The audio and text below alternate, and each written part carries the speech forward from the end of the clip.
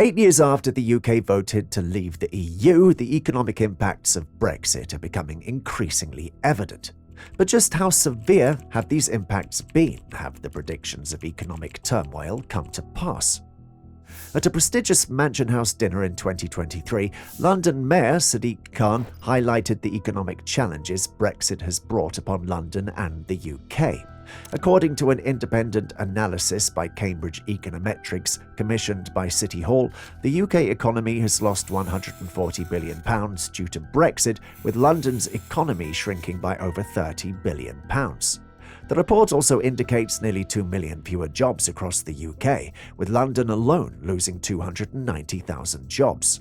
Mayor Khan pointed out that the average Briton is now nearly £2,000 worse off annually, while the average Londoner is nearly £3,400 worse off, based on the same study. He identified Brexit as a major factor in the current cost of living crisis, particularly through its impact on rising food prices, although the issue is also part of a broader global trend. To mitigate further economic decline, the mayor called for the UK to forge a closer relationship with the EU, warning that without action, the UK's economy could lose an additional £300 billion by 2035, with London alone losing £60 billion. Brexit has further exacerbated the cost of living crisis, with City Hall analysis attributing 30% of the food price increases between December 2019 and March 2023 to new Brexit regulations. Research from the LSE supports this, showing that Brexit added an average of £210 to household food bills over 2 years, costing UK consumers a total of £5.8 billion. Mayor Khan emphasised the need for an honest discussion about Brexit's impact. He argued that the current hard-line version of Brexit damages the economy, increases the cost of living, and negatively affects crucial industries such as hospitality, construction, and financial services. Issues like tariffs on British exports, supply chain disruptions, a decrease in EU workers, and unstable market confidence have led to a significant rise in business insolvencies, reaching their highest levels in 2023. Mayor Khan also addressed the labour shortage in London, advocating for an evidence-based approach to migration that recognises the economic contributions of both British and foreign-born workers. He criticised the harmful rhetoric around immigration that fueled anti-immigrant sentiment leading to Brexit, and stressed the importance of a balanced approach to supporting public services and driving economic growth. The Office for Budget Responsibility, OBR, also analysed the fallout of Brexit, warning that its long-term impact could reduce the UK economy's GDP by 4%, surpassing the negative effects of COVID-19. In 2021, when the UK officially left the EU, UK goods exports dropped by 40.7%, the most significant decline on record. The Centre for Economic Policy Research estimated that Brexit increased consumer prices, costing the average household an additional £250 on food alone. Additionally, 80% of SMEs have reported increased costs since Brexit, particularly for importing goods and recruiting staff.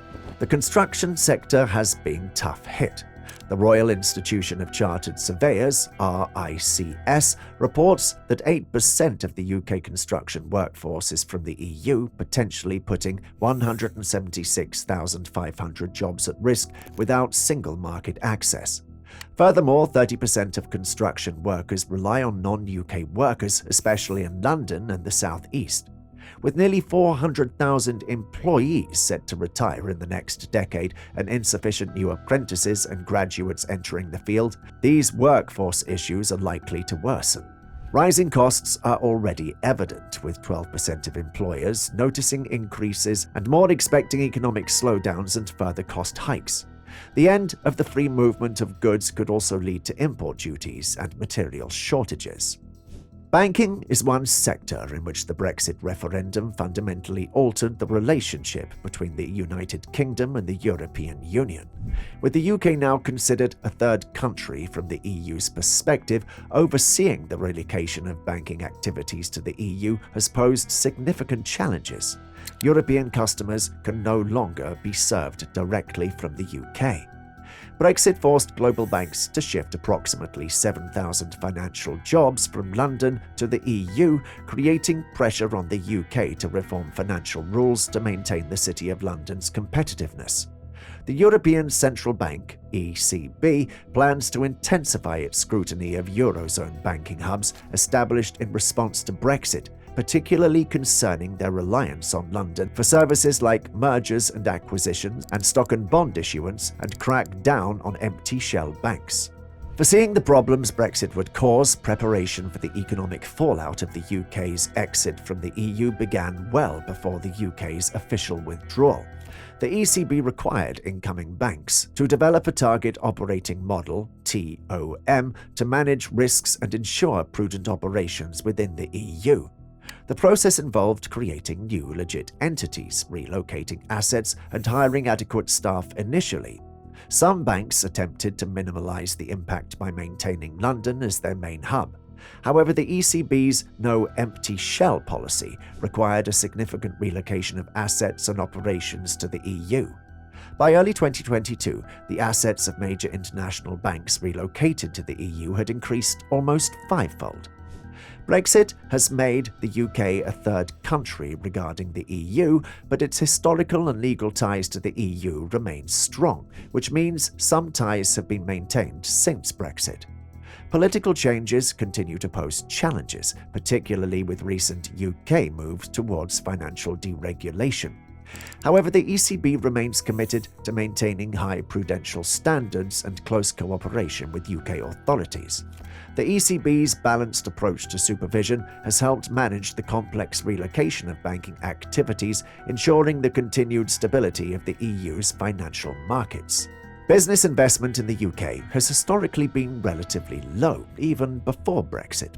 However, both aggregate data and survey evidence indicate that Brexit has significantly contributed to the decline in investment since 2016, which is estimated to be about 10% lower than it would have been otherwise. This reduction in investment could lead to a decrease in productivity, resulting in an output loss of slightly over 1% of GDP, Haskell and Martin 2023.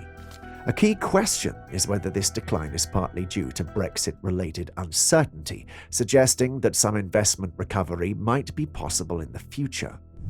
UK equity funds are experiencing record outflows, with investors withdrawing £80 billion since the Brexit vote in June 2016.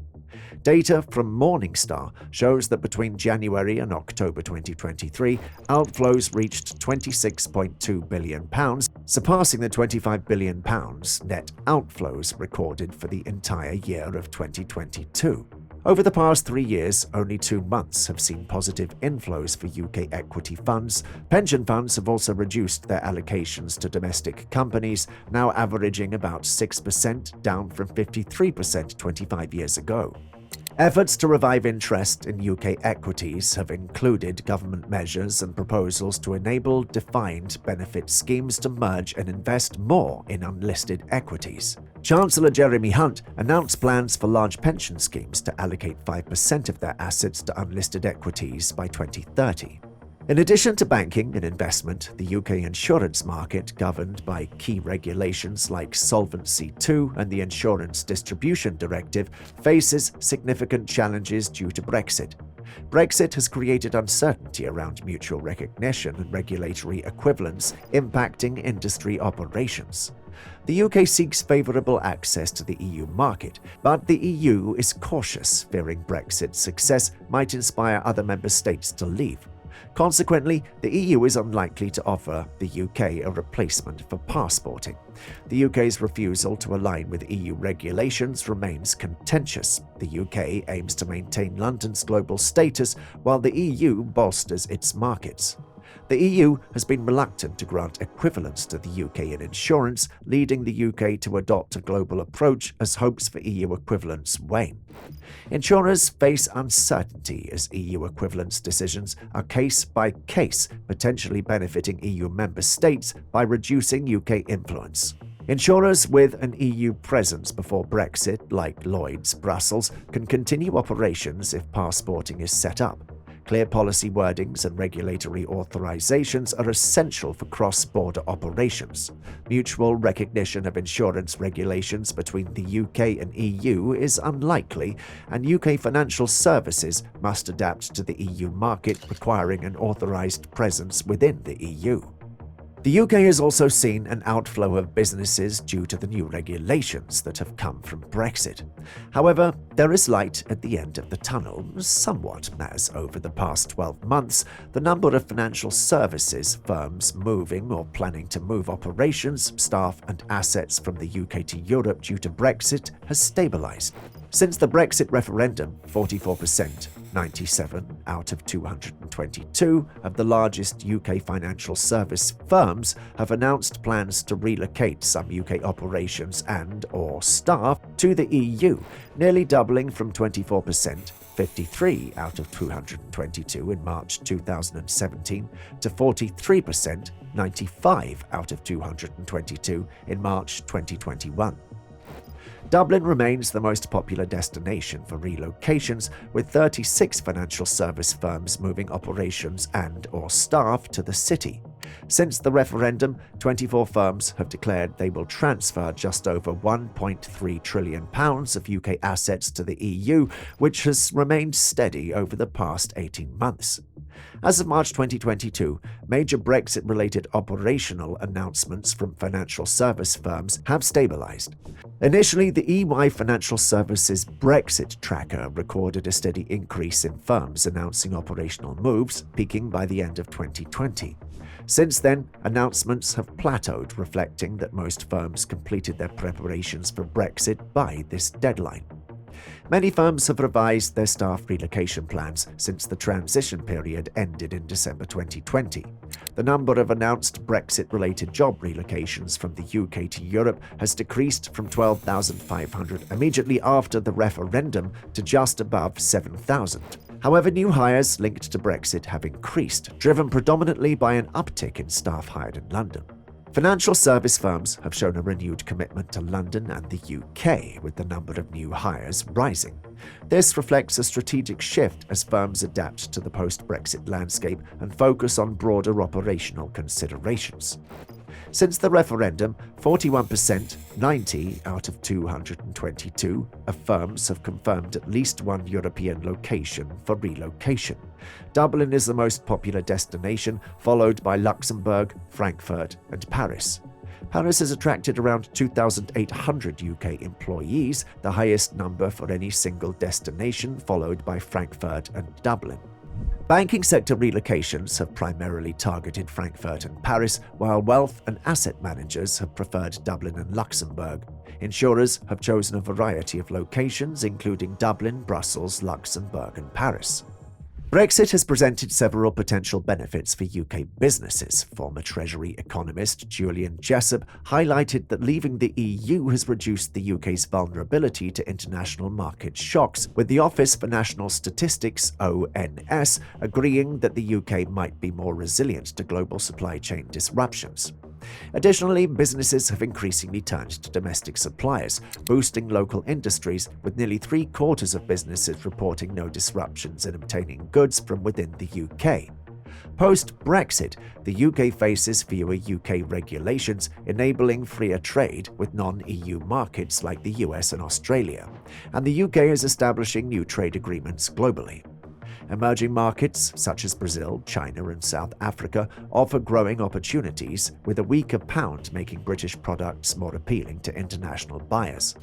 The government is also simplifying reporting burdens for small and medium-sized enterprises (SMEs) by reviewing EU-retained thresholds and filling requirements to reduce bureaucracy and drive economic growth across the UK. Nonetheless, the lingering negative effects of Brexit will continue despite efforts to stabilise the financial landscape. The persistent challenges highlight the urgent need for the UK to reassess its relationship with the EU to prevent further economic decline and support a sustainable recovery. The UK's path to regaining economic stability and growth hinges on addressing the deep structural issues exacerbated by Brexit, fostering a cooperative relationship with its European neighbours, and acknowledging that the EU holds most of the cards in future negotiations. So what do you think? Has Brexit been as bad as the worst predictions, or have there been upsides? Let us know in the comments below.